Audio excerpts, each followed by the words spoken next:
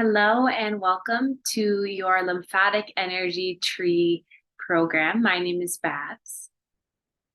A quick disclaimer before we begin. Know that this video recording and this presentation is not intended to substitute for proper medical advice.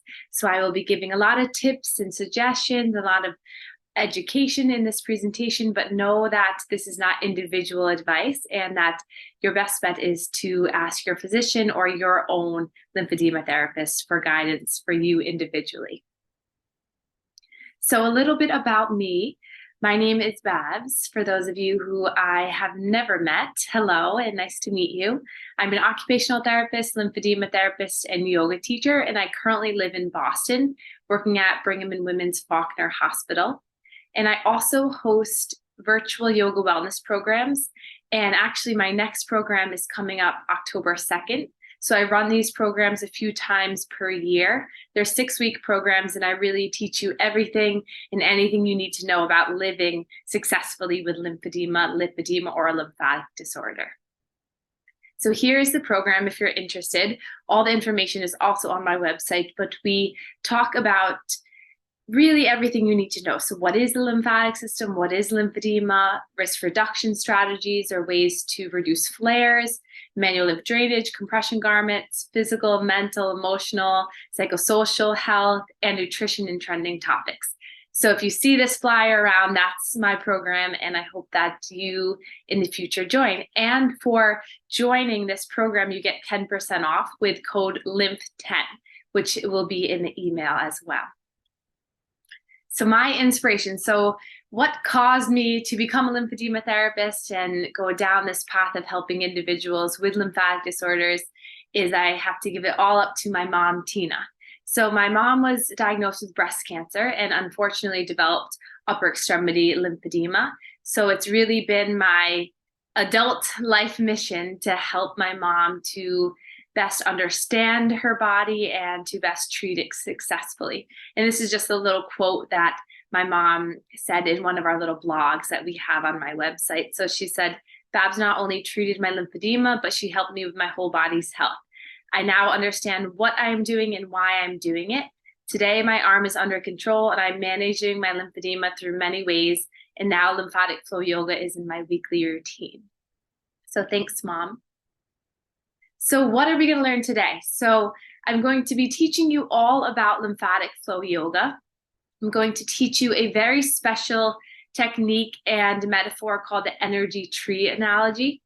We're going to engage in a lymphatic floor yoga practice, and then we'll have a Q&A with myself and Sue, who is the founder of Solidea. So what is lymphatic flow yoga? The definition that I've created for this practice, it's a mindful movement practice to encourage lymphatic health through guided self-manual lymph drainage, emphasis on breath work, awareness of the lymph pathways, and the use of muscle pumps, so muscle contraction, to assist lymph flow to restore mind and body balance. So there's 4 components of this practice. So if you've taken my classes before or if you've been in any of my programs, you're very familiar with these 4 components. So these 4 components are the way in which the lymph fluid moves throughout our body. So with our practice, we always do these 4 things. First is we always do some type of breathing technique to stimulate diaphragmatic movement to pump lymph flow through the body. We always do self-manual lymph drainage. We always have certain poses that activate muscle contraction, skeletal muscle contraction to pump the fluid. And we always have a mindfulness component. So a little bit about each component. So the first is our breathing. So in order to help improve lymph flow through the body, we do something called diaphragmatic breathing. So this is our deep belly breathing.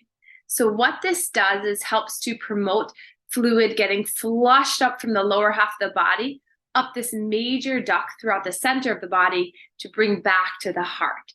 So simply by doing some deep breathing, allowing the belly to expand and contract, helps to act like a vacuum to pull that fluid from the lower half of the body up the center of the body to come back to the cardiovascular system. So let's try it together. So let's place our hand at the heart and the belly, or two hands at the belly, whatever feels more comfortable. You can close your eyes here. And in a moment, we're going to just stimulate this breath. So as you inhale, feel the belly moving outward, protruding outward. And then as you exhale, feel the belly coming back towards the spine.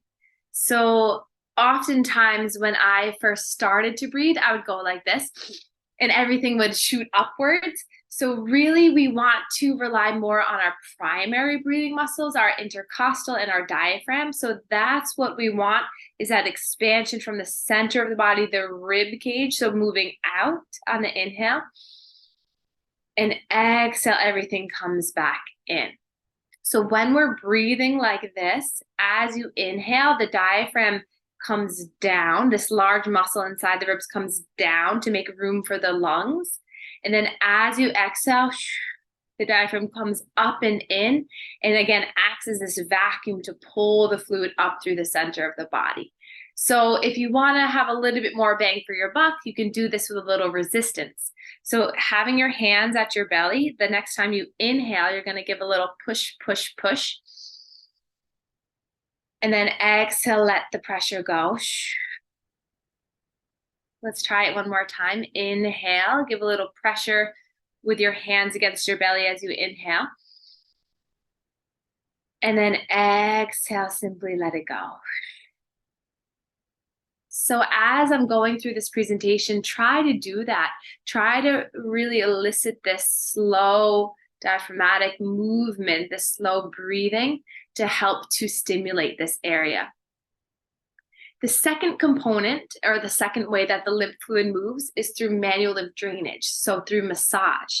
So when we massage our skin and get the skin to stretch, we cause something called intrinsic contractibility of the little lymphangion in the vessel. So what does that mean?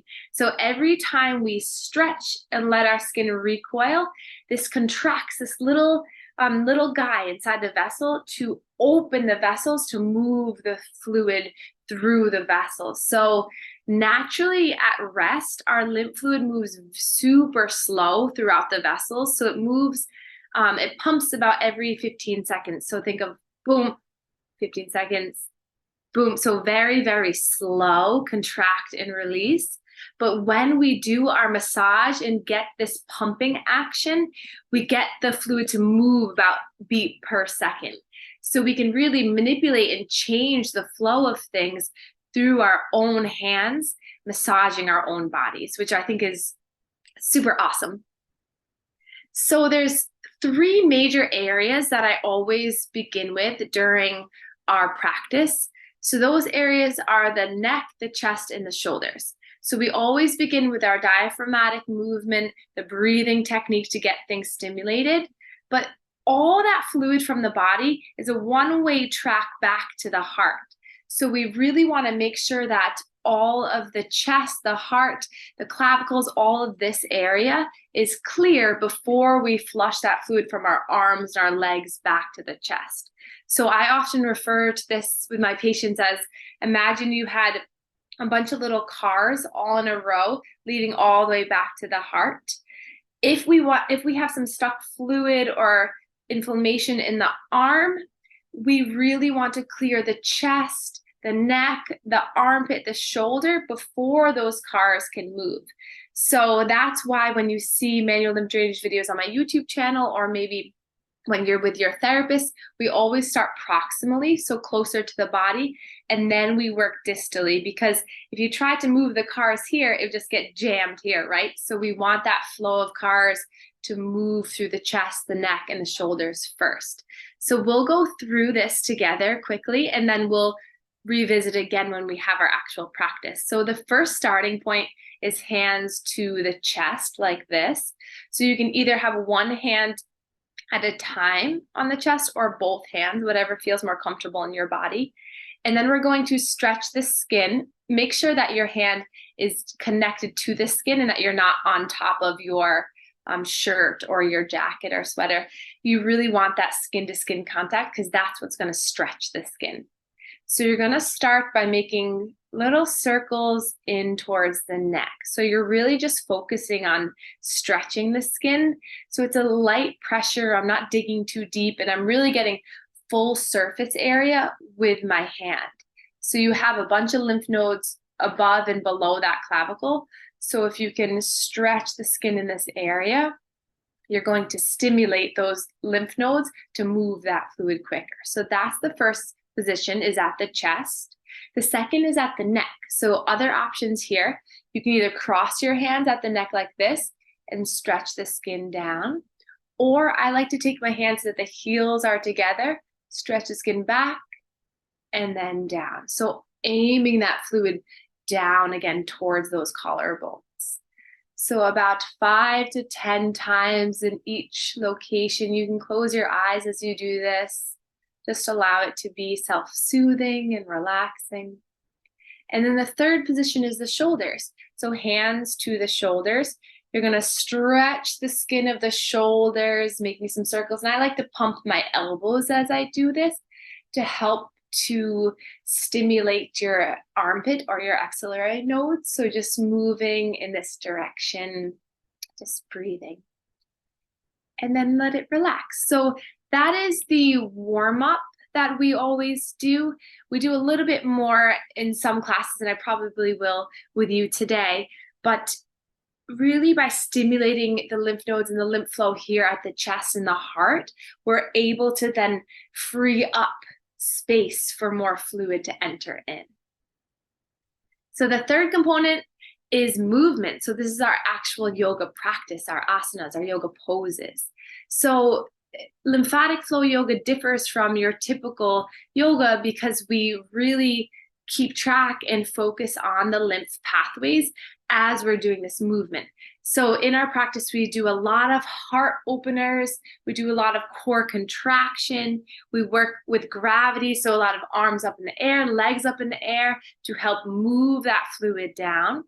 When you're standing, when you're walking, when you're just moving about your day, gravity is consistently pulling at the fluid. So it's kind of dragging it down. But as soon as you lift the arms up, lift the legs up, then you're working with gravity. So all of a sudden the vessels just open and the fluid starts to flow a lot more effectively. So that's why you've probably seen individuals with lower extremity swelling put their legs up the wall, or when they're in bed, lift their legs, or you might have been recommended to put something underneath your knees to get your legs a little bit lifted. That's the main reason, is that you're allowing gravity to assist the flow.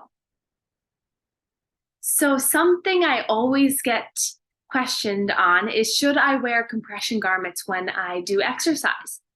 And this has gotten some research saying that the muscle pump activation is potentially enough. But in my opinion, and what I encourage my patients is to, if the garment is a very well-made garment like our Solidea active massage, and it fits you and it's appropriate for you, then it should really act like a second skin. So it really should help you as you're going through these movements. Your muscles are contracting and pumping the fluid, but if you have compression alongside your skin as you're moving, that resistance of your skin into the compression garment is giving more of a bang for your buck. So as you move, it pushes against the garment, stretches the skin, and allows for that fluid to move. So you're getting that skeletal muscle contraction, but you're also getting that intrinsic contraction of the vessels through that skin stretching assisted by the garments. So these are some of my favorite garments, and this is why I teamed up with Sue today to bring this presentation to all of you, because these garments are specific because they have something called active massage. So as you see here, there's little ridges along the garment. And what that does is it helps to stretch and move the skin a little bit more. So instead of just having a flat knit or circular knit or just a regular garment, these have little texture to it. So it helps to move the skin, exfoliate the skin, helps to basically stimulate the vessels that much more and stimulate the tissue, especially if you had an area that was stubborn or thick, adding a little bit of texture will help to just move that fluid more. So Sue is extremely kind, and she's giving everyone 10% discount for these garments too. And I've worn them. I recommend them specifically to a lot of my lipedema patients, but they are wonderful garments, very well made, and I encourage you to check them out or speak to your therapist to see if they're right for you. And then the fourth component of our lymphatic flow yoga practice is mindfulness. So we always have a mindfulness component. And I like to say, in order to heal, we must feel. So really connecting with yourself, understanding what's going on, where are the blockages. Is it mental? Is it physical? Is it emotional? Is it psychological? Is it spiritual? Really sitting with yourself and understanding where in your body you're feeling what's going on will really help you to be your best self-advocate. It will help you to be your best healer.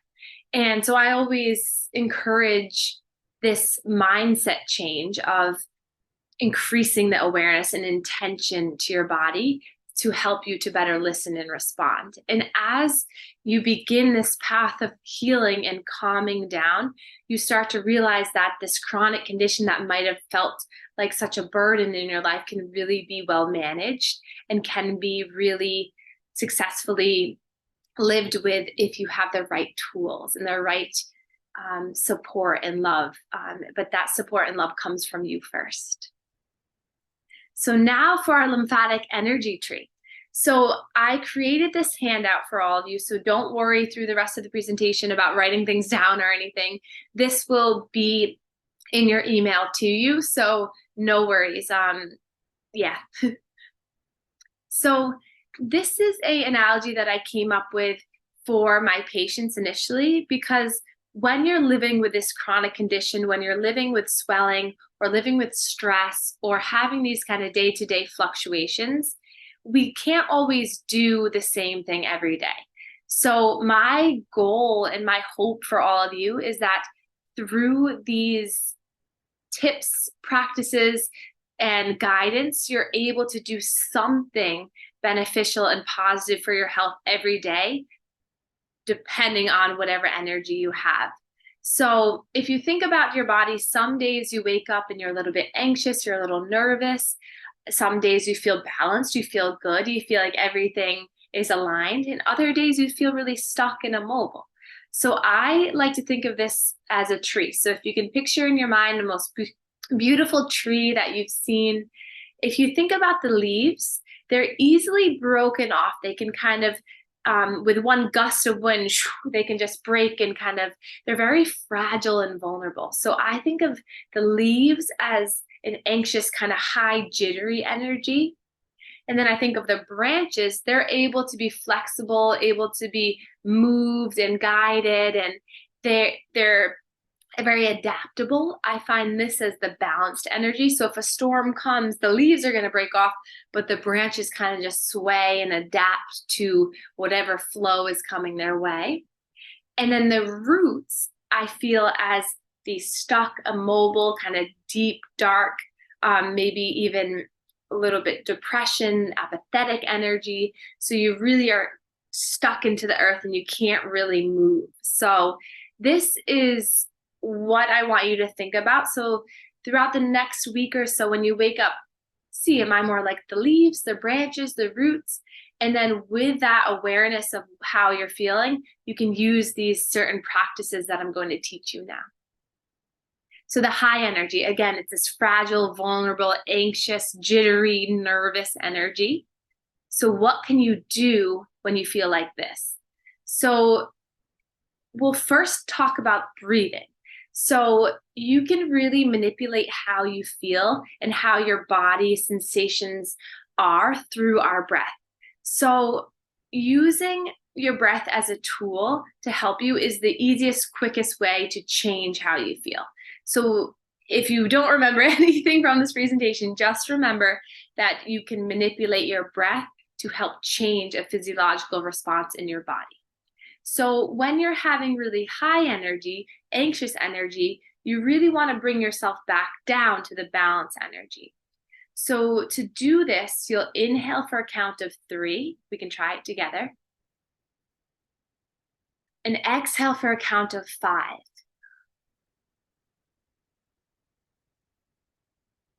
So why does this help? So when you elongate your exhales, so your exhale is a 5, the inhale is 3, the more times you elongate the exhale, the more you're going to tap into your parasympathetic nervous system, your rest and digest.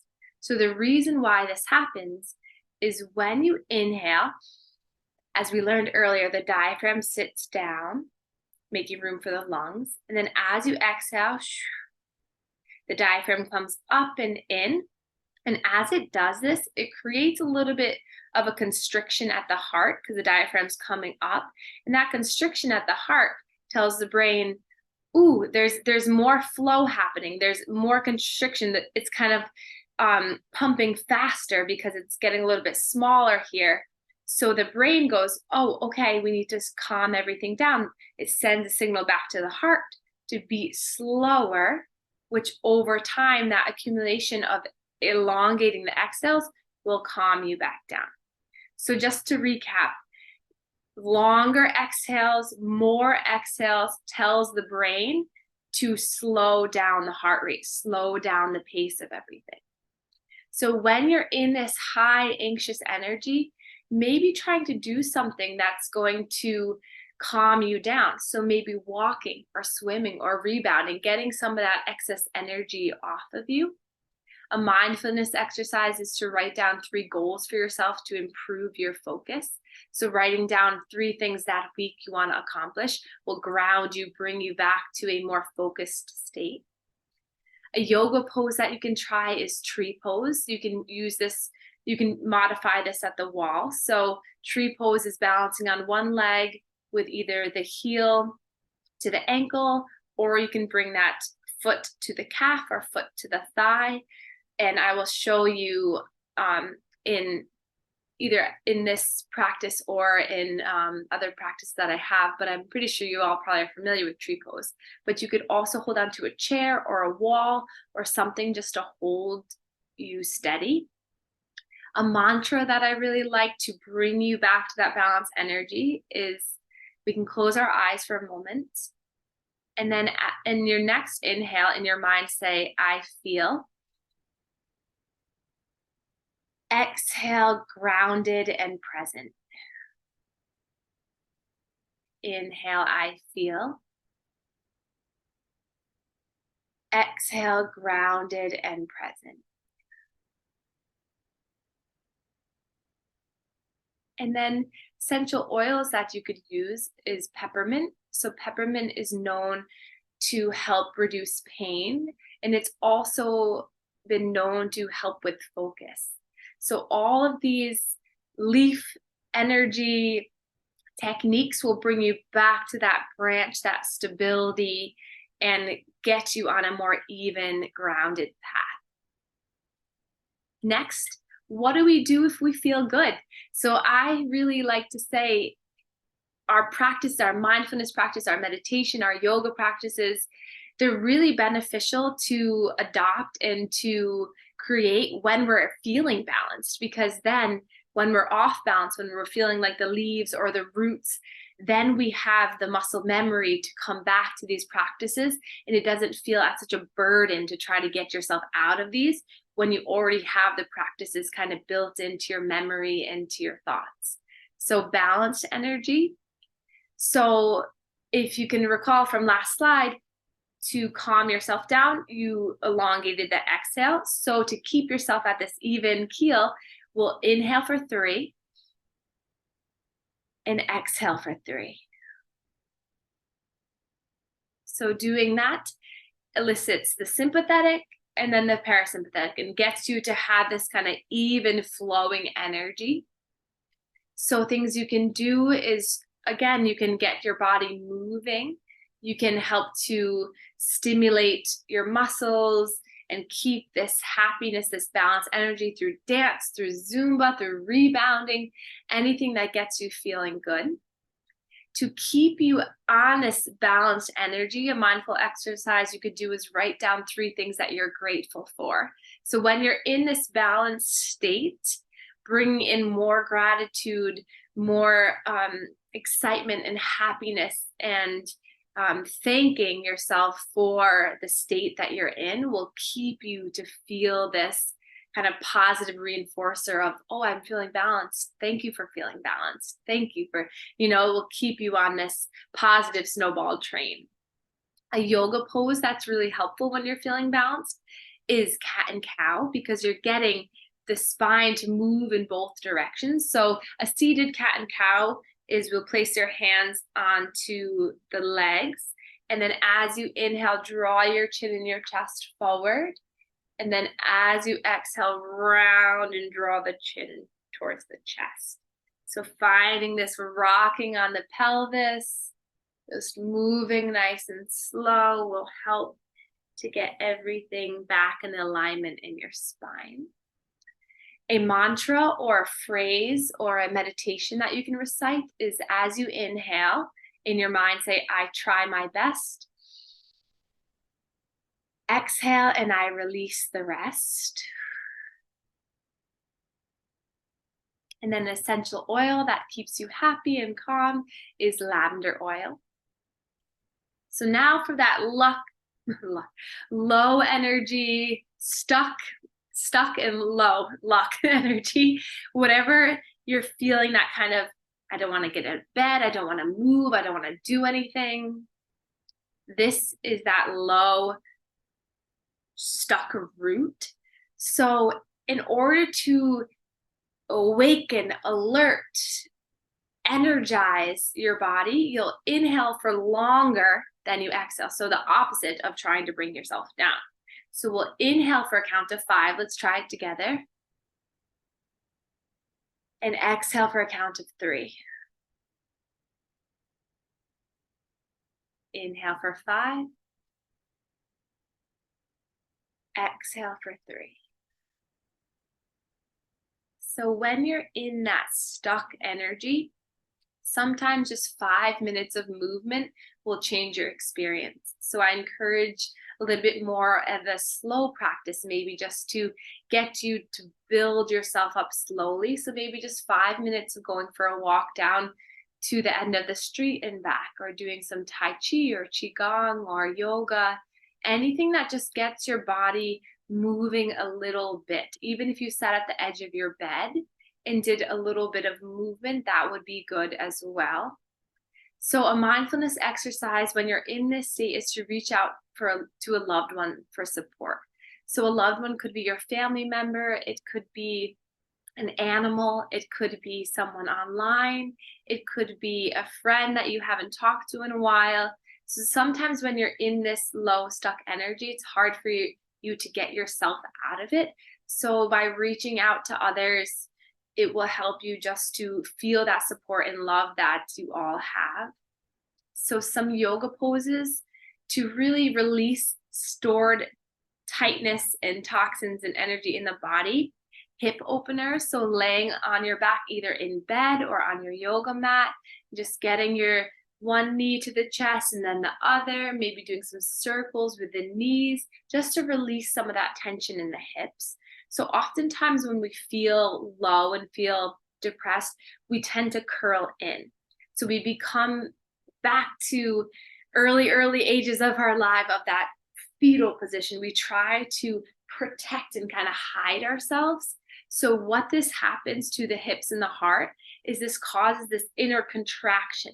So with that protection, with that hip closing, the heart closing, that in turn signals to the mind that, oh no, I'm not feeling good. I feel like I need to be protected, So if you can do the opposite, if you can open up your hips, if you can do a few chest openers, just even by simply lifting your arms, opening yourself up so that the throat and the heart can open, take a breath in. And then exhale, maybe give yourself a gentle hug. So heart and hip openers are a simple way just to shine through the heart. And this opening alone will tell the brain, oh, I'm feeling a little bit more open. I feel like I can feel a little bit better, and we'll just help you to elicit that joy sensation. So, a mantra that you can say as you inhale in your mind, say, I choose. Exhale to feel joy, happiness, and peace. Even if you're gritting your teeth doing it, just try to really feel what it would feel like to feel joy, happiness, and peace. So, by just creating this story, this image in your mind of joy, happiness, and peace, you're already helping this physiological response to elicit more of those peaceful, uplifting, positive feelings and sensations in your body. So for essential oils, anything in the citrus oils, so orange oil, lemongrass, lemon, grapefruit. I specifically really like orange. That just gives you this refreshing, happy scent in your body. So again, don't worry, I'm going to be sending you this little handout that you can print out. You can keep it in your bedroom or in the bathroom. So when you wake up in the morning, you can say, am I feeling like the leaf or the branch or the roots? And then you can be reminded through these exercises to help yourself. So thank you so much for your participation in this. And now we'll begin our yoga practice. So we're going to take some of what we learned today through this presentation and then apply it on our mat. But here's my email, my website, and my YouTube channel. And for joining, you are welcome to these discounts. So like I mentioned earlier, you can use Lymph10 for 10% off of my upcoming program on November 2nd. And this program runs a couple times a year, so take advantage of that. We're a couple weeks away. And then Sue has kindly provided a 10% garment discount with code BABZ10. These codes both will be in your email as the recap, so you can write it down, but you don't need to. Okay, so let's begin our yoga practice.